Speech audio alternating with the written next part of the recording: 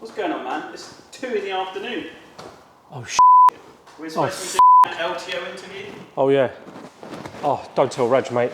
Now, no, but I thought you wanted to talk about the, I thought you wanted to talk about my new iPhone that I ordered today. No, mate. No? Talk about the E30 we got in the workshop. Ah, LTO, aka Live to Offend. I'm sure you've all heard of LTO and Keisel. Keisel's weird and wonderful designs of wide body kits is absolutely out of this world. Ever since I saw their first LTO build in Vegas at SEMA show a couple of years ago, I've always wanted to do one. So we've been building the UK's first Live to Offend E30. There's been a few delays along the way this year for obvious reasons, COVID being one of them. There's been delays with shipping, but the car is all together now.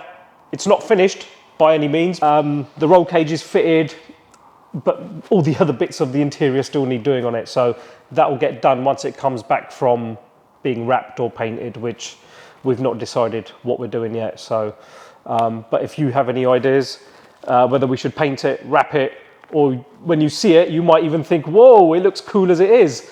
Let us know what you think we should do. Just comment below. Yeah, the car's wide. It looks cool. Let's go over to the workshop and show you what it looks like. Yo, yo. This is the E30 with the LTO kit on it. As you can see, it's in pieces. It's been like this for nearly a year now. I'll tell you a bit about the car. It's a 1989 325. It was auto. We converted it to manual. I didn't see the point in buying a really mint E30 just to cut it up. So, I mean, this one was okay.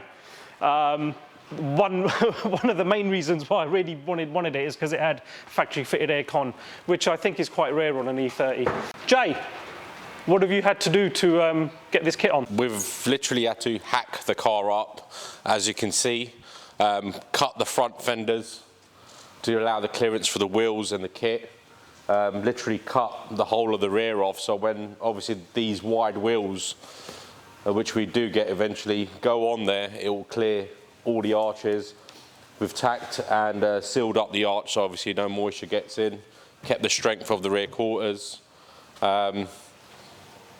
Cut the rear bumpers, cut the front bumpers to allow obviously clearance for the kit. Myself and Sam have obviously mocked up the rear spoiler, diffuser. We've mocked up the whole kit on the car. We've inserted riv nuts everywhere so the body kit can actually come off if needed.